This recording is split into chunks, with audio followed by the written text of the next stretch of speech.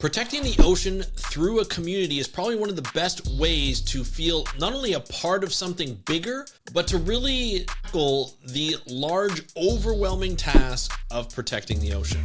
We're going to talk about the benefits of joining a community on today's episode of the How to Protect the Ocean podcast. Let's start the show. Hey everybody, welcome back to another exciting episode of the How to Protect the Ocean podcast. I'm your host, Andrew Luan. This is the podcast where you find out what's happening with the ocean, how you can speak up for the ocean, and what you can do to live for a better ocean by taking action. And on today's episode, we're going to be talking about the importance of a community. And that could be a local community, that could be an online community, that could be many different ways that you define a community. They're all valid. But the idea of it is that you're a part of something bigger. And we talk a lot about how, tackling climate change, tackling overfishing, tackling plastic pollution, these are all very large problems and they're complex. And it requires not only you as an individual to take part in protecting the ocean by living for a better ocean, but you also have to be part of a community because we need to do this as a community. So if you're passionate about protecting the ocean, you might sometimes feel like you're on this journey by yourself. You're on this journey alone. But here's the thing, being a part of a community can be one of the most effective and inspiring ways to make a real impact. Today, I want to dive into why community matters and how it can guide you on how you can find a tribe in the ocean conservation world. So let's start first with a simple truth. Protecting the ocean is hard. It's a massive task. It can feel so overwhelming. Whether it's tackling issues like plastic pollution, climate change, or overfishing, just like I mentioned, the problems are global. And you might wonder, what difference can one person make? That's where community comes in. When you're a part of a group with like-minded people, suddenly you're not alone anymore. You're not tackling this by yourself. You're surrounded by others who share your passion, your concerns, your drive to make a difference. And here's why a community matters. One, you can have shared knowledge. When you're part of a community, you gain access to wealth of knowledge and resources. Maybe someone knows the best way to organize a beach cleanup or how to navigate local government policies to protect marine areas. Learning from others makes you more effective. Here's a little story around that. I remember speaking to Emily Cunningham on this podcast, and she discussed how she has worked with local council people in her area in the UK to get things going. She built the relationships with the local council. She's the one who talked to each one of the council members. She's the one who got their values and then discussed her values around the same subject. She's the one who helped bring people together from her community to help drive further. These are the ways that you can learn from people through their mistakes, through their challenges, through their successes, so that you can do the same thing in your local area. So not only will it inspire you by watching other people do it, but they can help you with the menial task of getting around certain things, like how to get a hold of a council person. How do you discuss that? How do you approach them without saying, I demand this, I want this, I voted for you, you work for me? No, you don't do it that way. There are ways to approach somebody and build that relationship with that council person. That's what really matters, to be able to have that knowledge and share that within a group, whether you have it or other people have it. You can learn from that and you can be more effective as an ocean advocate. So that was the first one. That was shared knowledge. So the second one is accountability and motivation. So let's face it, it's easy to feel discouraged when change feels slow. But being a part of a group keeps you accountable. When others are working alongside you, it's harder to give up. So just imagine you have all these tasks that you want to take. Let's start with one, and you have an accountability partner. I remember as part of a podcast group online, and some of the ways that you can help make sure that you hold yourself accountable and you do the tasks of the course that they gave me and the coaching that they gave me was I had an accountability partner. You can choose that accountability partner and you hold each other accountable to make sure you get things going. So if I suddenly, I don't feel that well that week and my accountability partner is like, you can get these things done. At least get the minimal stuff done so that you feel good about yourself by the end of the week and you get it done and it moves you that much closer towards your goal. Imagine doing the same thing for oceans. Seeing other people's wins based on accountability, big or small, can inspire you to keep going. So it helps with the accountability and the motivation. The third thing is amplifying your voice by being part of a community. So a community can amplify your impact. One person signing a petition, that might not change the law, But hundreds of voices? Holy cow, that changes everything. That's a movement. And an example of that is when I spoke to Dr. Chad Nelson, the CEO of Surfrider. He said that there was one spot during his tenure where, and it was pretty recent, where the council people in one area were going to change something that would change the access or even change a beach, a very popular surf spot for his organization, Surfriders. That was a problem. They were worried that they were going to lose out. It already got stamped in. The developers were ready to go. It was going to be a done deal. And then Surfrider jumped in. They accessed their community. It was a community of volunteers, their network of volunteers. And they said, hey, there is a public meeting that is happening at this place at this time. We need you to show up because right now they think that they have the deal done and our surfing spot is going to be affected.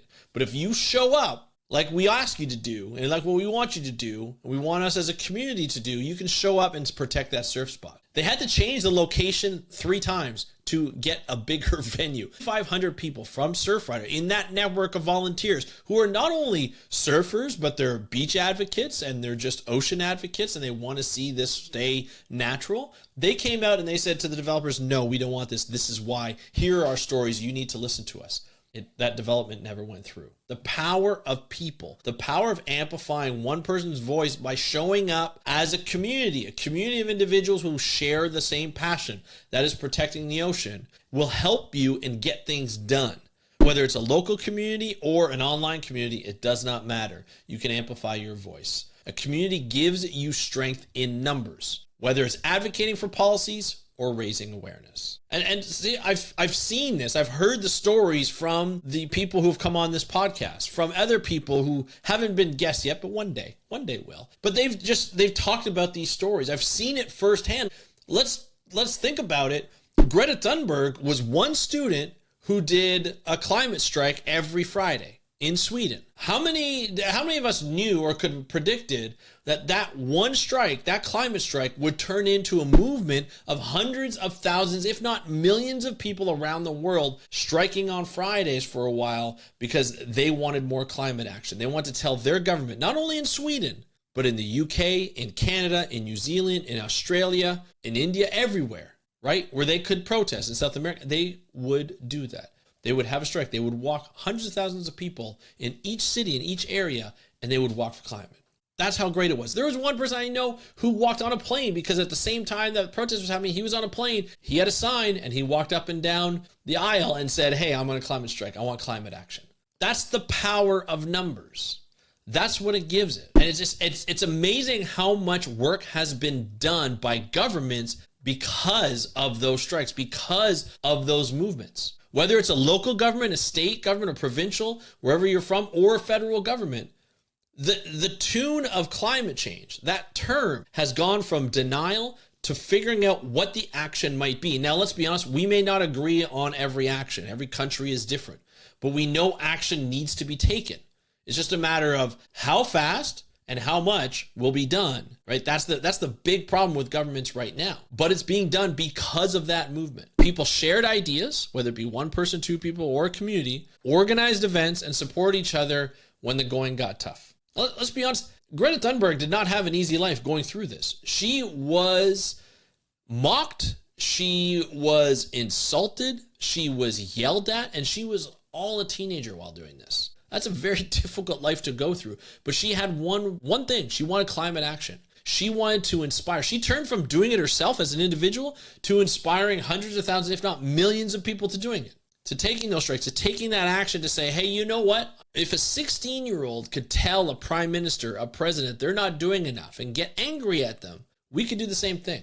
We can tell each and every one of our members of parliament, our members of Congress, or whoever they are, the people who represent you as a government, to say, you are not doing enough. We want you to do more. And it's about doing it in a group, because one person's not going to change their mind.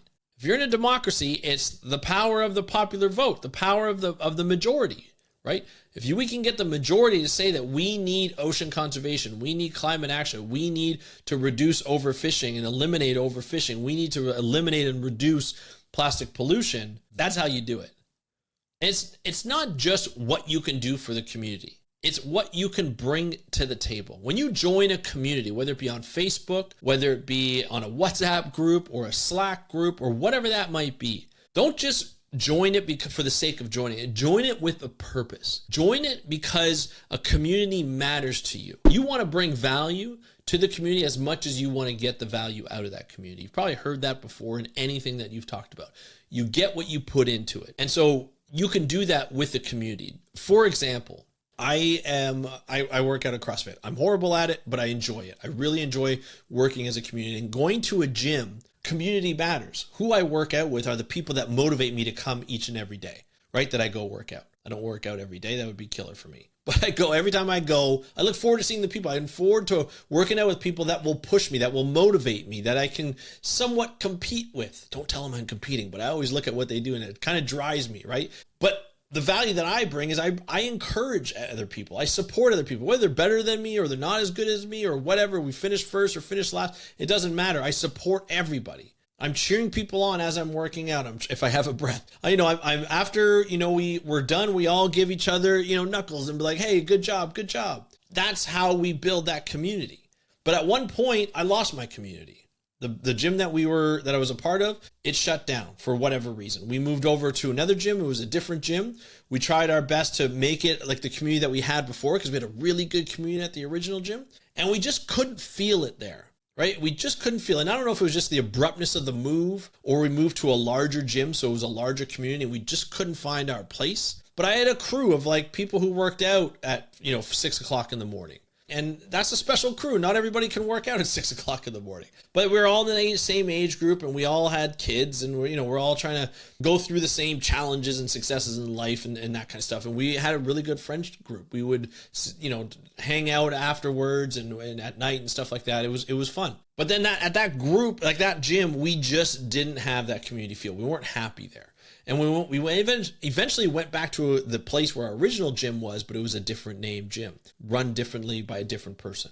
And we said to ourselves when we went over there was like 3 or 4 that went over there. We said, look, we're not going to have the same dynamic and the same people as we always did. But what we could do is when we get there is we can put in more effort than we did at the last gym to make it a community. And let's make the community, if we wanted to make it a certain way, let's bring in the value that we could provide to bring in that community. Always be friendly, always walk up to people, ask how people are, ask about their lives and all that kind of stuff. As much as they want to share, let's get that out and let's make them feel welcome when we're there so that they feel like it's the same community that we want it to be. That's the same thing you want to do in an online community. I know online and in local communities, like everybody's abrasive and everybody argues with each other. You don't have to argue, right? You don't have to be abrasive with somebody. You can support.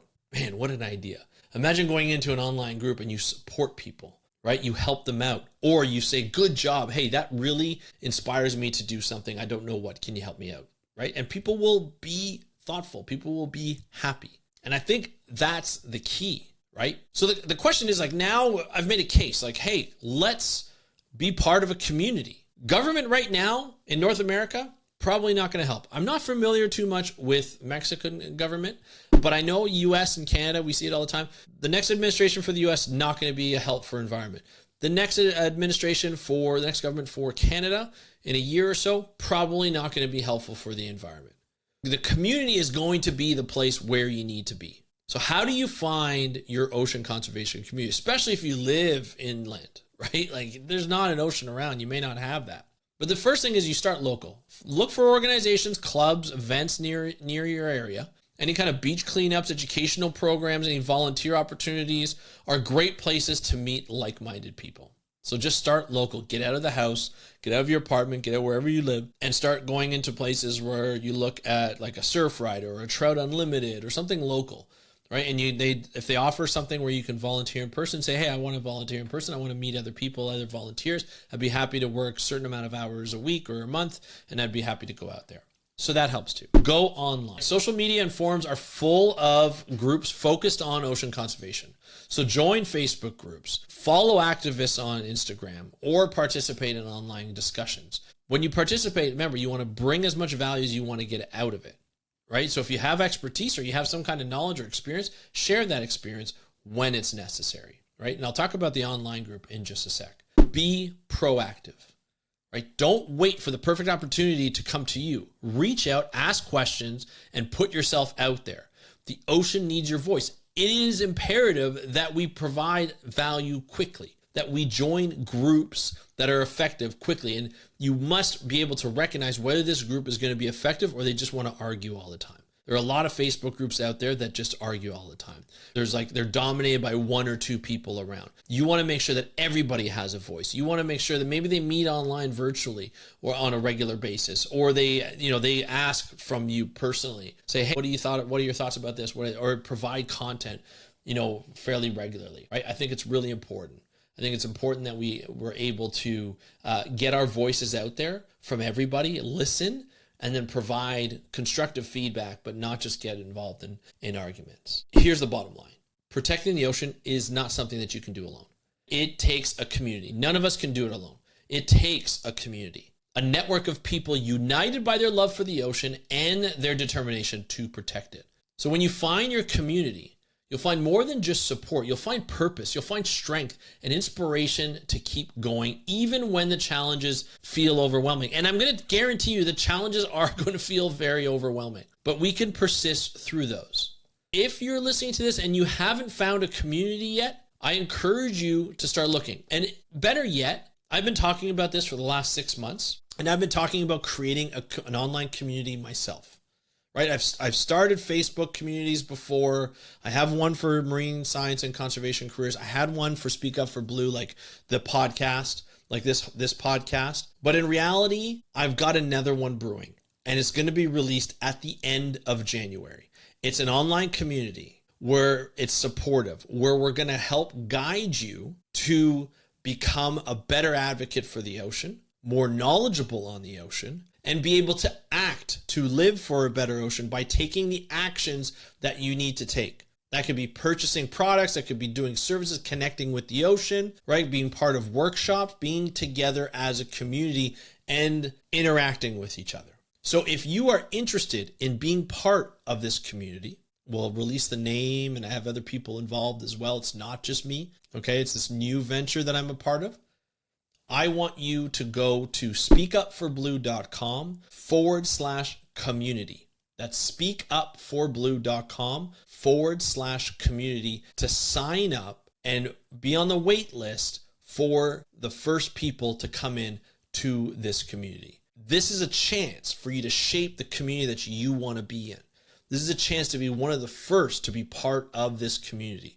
This is a community that's not going to start and then just go away. It's going to be around for a very, very long time. It's going to be around to provide value, not only to you, but to everybody in the community. And to be able to allow opportunities to connect to the ocean, whether that be virtually or in person, and interact with people around you, whether that be virtually or in person. It's a lot of fun. I'm very excited about this new opportunity. It's free to sign up to get this access to this list. All you have to do is go to speakupforblue.com/community. That's it for me today. I'm really excited about this. I'm going to have more information in the next coming weeks, but please sign up. Keep tuning into this episode. If you have any questions, you can DM me at How to Protect the Ocean on Instagram. That's at How to Protect the Ocean. So just DM me on Instagram. And of course, if you don't want to miss any other episode, you can subscribe to our YouTube channel, hit that notification bell so you don't miss any of the Monday, Wednesday, and Friday episodes. And of course, we're on Spotify video. We're on Apple Podcasts, Overcast, all your favorite audio podcast apps. We're there as well. I want to thank you so much for joining me on today's episode of the How to Protect the Ocean podcast. Let's start the new year off with a bang and join the community that will help you live for a better ocean. Thank you so much for listening. I'm your host, Andrew Luan. Have a great day. We'll talk to you next time, and happy conservation.